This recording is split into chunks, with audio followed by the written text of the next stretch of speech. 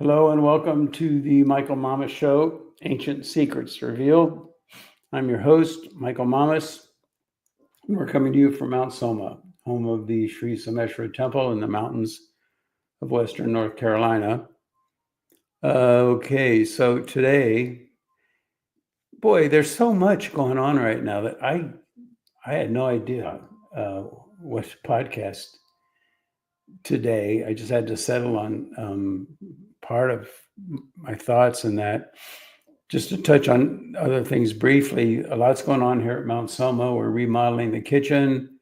We're getting ready to re-landscape the whole exterior outside of the temple. We're going to do some improvements around Hanuman Park.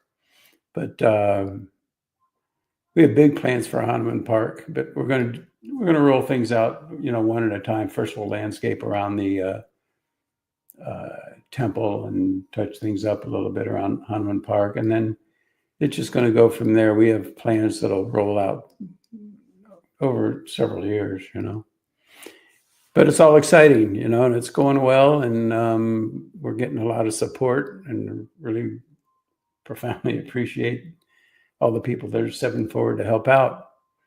And today, what I thought I'd talk about, and this probably won't be a very long podcast. I don't know. We'll see. But so,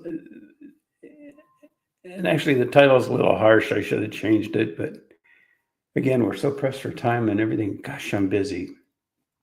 But Clueless World, ? Saying it succinctly, humanity is focusing. Oh, I got the rain melody going. It's I should have turned that down, but it's all right. It's there have been some fires around in the area, and we need the rain desperately. So we're playing this. Surprisingly, remarkably, it seems to work. I mean, if there's absolutely no rain in the forecast, it doesn't seem to do that much. But if there's any possibility, it seems to pull it in. So in essence, I just want to talk again about it's the level of focus of the world today. That's really that's the main problem with the world. It's like, if they use the analogy of like a plant, if you're focusing on the flowers and the leaves and the very surface value and no attention to the trunk or the roots, the nourishment the plant is getting, the plant's not going to do well. And they go as far as to say you don't make a plant healthy by painting the leaves green, and that's so much what we're doing when we look at even the politics, international conflicts, all of that. It's all of that is based upon superficial focus. And it's so maddening and so unfortunate and so unnecessary, The good news is that the sun is rising, It's changing, and things are so consistent, it seems, every year we do predictions, January 1st for the year. And Scotty, they usually seem to always pan out, at least they have so far, right? Yeah. It's been pretty good. And as we said, for this year, the first half of the year is going to be just what we're seeing: the fires in LA and all over the world, severe weather, and conflicts, international conflicts, arguments, fighting back and forth, all that to be expected, really. And we'll start to see glimmers of that transition this summer sometime. We should start noticing things are turning around, things are getting better. People are getting on board to a more unified spirit, and really it's just a matter of common sense. But what is common sense? Where does it come from? Common sense is quite simply sensing into that underlying basis of existence, which is common to everyone and everything. It's a source of infinite harmony, infinite intelligence, infinite wisdom, infinite coherence. It's the source of what they call homeostasis, normal functioning of the physiology. It's founded in that. It's founded in that one thing that's common to everything, sensing into that. The physiology even senses into that. The way we think can sense into that. And that's called common sense. Very simple, you know. But there are degrees of clarity to that sensing in, you know. Like, again, you know, the preachers talk about in the billboards at the front of the churches around here and stuff. They talk about you know, God is the only answer and all that. And yeah, that's true. But what do they mean by that? And how profound, how depth is the clarity of understanding of that? And it seems not very. What the tendency is, and I'm not saying it's across the board. In every religion, you'll find very deep, very profound thinkers and very superficial thinkers. But the depth of understanding, it's rare, you know. And the beauty of Vedic knowledge is that it's been spelled out in fabulous detail, profound detail, and it's accessible through the ancient Vedic literature. The problem with that is it's written, it's spoken, it's verbalized, if you will, in the not the language of humans, but it's a language of nature, you know. And so it takes deep insight and deep understanding to really understand it. And the language of nature is so deep, it's so all encompassing, it's so broad. If we take any quote out of the Upanishads or any part of the Veda and you look at it, well, I did an experiment once along those lines, and I took a beautiful quote out of the Veda and I presented it to a number of Vedic scholars and pundits and asked them to translate it into English. And the translations were all, they didn't even sound similar. They were extremely different. And on the one level, you know, somebody might look at that and say, oh, well, it doesn't make any sense, you know. But on another level, it speaks to the depth and the fullness and the richness of Sanskrit language, which is the language of nature, the language of Veda, and how it's so full and so broad. And it's like a multifaceted diamond. And the way you approach it depends on the way you interpret it, the way you would translate it, if you will. It depends on the facet of the diamond you're looking at it through, you know. And so it takes sophistication. It takes sophistication to go from a level of common sense as we know it today to a profound level of really sensing into and perceiving that underlying basis that is common to everyone, and that it's the source of real wisdom, real intelligence, unbelievable technologies that right now we have no idea about. The ancients knew. Many of the ancients knew. And we look at the technologies, the things that they have built, you know, it's so much of that is online now. We don't know how they did it. And that's just architecture. That's one facet of the diamond of what those cultures were and what they knew. And it's the only thing now that really remains because it's made out of granite.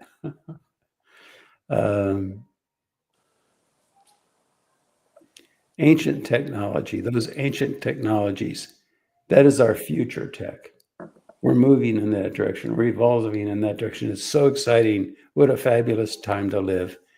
The transitions that are going on and that soon will be unleashed in such a beautiful and profound way. It's all happening. So we need to have a healthy relationship with those roots. The roots of Vedic knowledge, it's right there. It's completely accessible. But the relationship with it that the world has, by and large, isn't all that healthy. It's not all that, doesn't really understand the depth of it and the importance of it. It's incredible, you know, but it's the way the world turns, you know.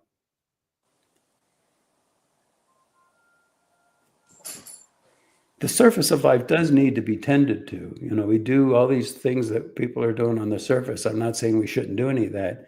It needs to be tended to, but it needs to be done in context of a deep appreciation and understanding and knowledge of the depth.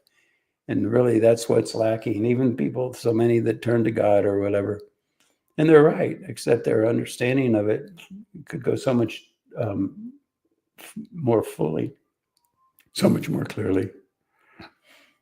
And that's basically what I want to say today. Scotty, anything else? Any comments, questions? I saw a story of I don't know if I'm saying it right, Caliph or whatever, that was the first one to come back in and take over, like reconquer from the Romans, like in Israel, and he came in, and the Roman, whoever the Roman guy was that was overruling him or whatever, he said, hey, how are we going to negotiate this peace or whatever? And he's like, well, what do you want? And well, he said, well, I just want whoever was running the town from Rome, I want those guys to pick up whatever they want to take with them and take it back to Rome. And the Roman dude is like, what? He's like, you don't want to, like, tear everybody apart or kill a certain amount of people or anything else like that. And he's like, no, this is a sacred place. This is, where Jesus was, and blah, blah, blah. And he's talking about all these different things. And the guy just couldn't believe it. He's like, well, yeah, of course we have peace, it's done. And so he starts to take him around town and everything. And he talks about, there were certain areas of Jerusalem or wherever that they were. And he's like, well, where take me to this, the Dome of the Rock, and take me to this other place. And they had made a garbage dump out of one of the places that was sacred to Jesus or whatever. And the guy that was the general started, like, he's like, what are you doing? He starts like grabbing the garbage and taking it, and all his men saw him, and they started like grabbing the garbage. And it kind of speaks to the, I don't know, it made me think of what you were talking about, is like the purity of these religions. At the beginning of the religions is always, like you talked about, the last people that carried the knowledge were the ancient Jews, in the West. Yeah, that's what they say. Well, it makes sense, because the Veda was cognized in the Himalayas, Kashmir area. And then it dispersed out in different directions. Yeah. And so as it came to the West, it went through Iran and Iraq and Israel. Yeah. But it's just struck me that, the purity of all of these religions at the very beginning, that's when they're really firing on all cylinders, so to speak. They're really putting out the thing. And then as time goes, it's like, things start to get messed up and convoluted, and well, how did I used to put it, Scotty, in my lectures? I'd say when the master speaks, it immediately ceases to be what the master said and becomes what the listener heard. Right. And then I say, and therein lies the birth of religions. Right. And that's just the way it is. Knowledge is structured in consciousness. It's a functional level of consciousness. Right. The words might be the same, but the meaning becomes profoundly different depending on the level of consciousness of the listener, and the reader, like that. And so do we go through these cycles? It's the same with the United States. When we all came over here, when they started the United States here, we have a great idea. We're going to do this. We're going to get rid of all the other stuff over there. Everything starts out. It's like, wow, okay, great. We're functioning. And then all of a sudden, all these things start to creep in. And then, so how do, things cycle through these cycles. Yeah. Things cycle, everything cycles on all levels, right down to the electron, it cycles. It doesn't just go like that. It's a wave. And the sun rises and sets, the moon goes through its phases, everything, it all cycles. And right now, with the United States, for example, we've gone through a cycle that was really a cycle of great abundance. And there's a lot that the U.S. did that was not good, CIA stuff and all that. But by and large, it brought tremendous prosperity to a lot of people. And on the positive side, it was a pillar of support for the world. There, and so now what's going to happen? It's either going to collapse or it's going to go through a cycle of transition, and we'll see. I have my feelings of the direction it's going to go, but the good news is, regardless of how it sorts out on the surface, on the depth, we're moving into a great time, but we can go there easily and smoothly and effortlessly and beautifully, in contrast to Armageddon. And that is up to us, it's up to us, but I think it is moving in the right direction. It is not going to be an Armageddon, though it certainly feels like it could be, doesn't it, sometimes? But it's going to be good. Everything's going to be better than good. It's going to be fabulous.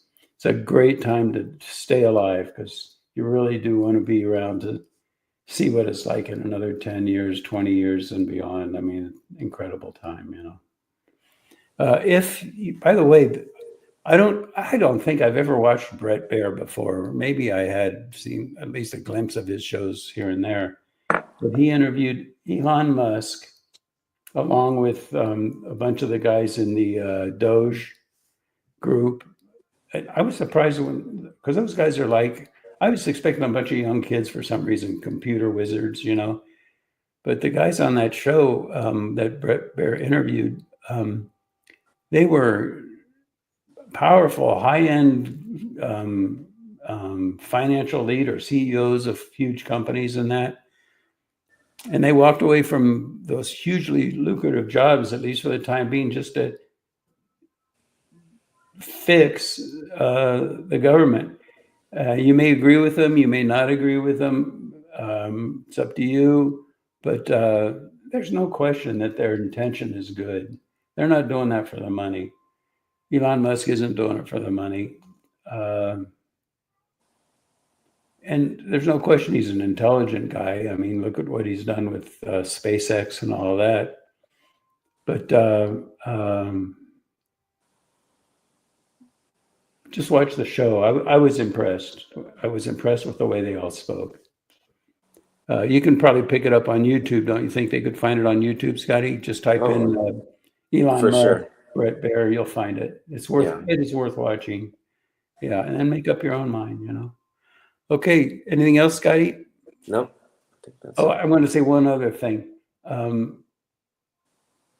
If you get into, there's some incredible stuff on YouTube. And now they have a bunch of PhDs in physiology and, the future of medicine, and it's how it's starting to happen today. I've mentioned peptides and there's one woman, what is her name? Rhonda.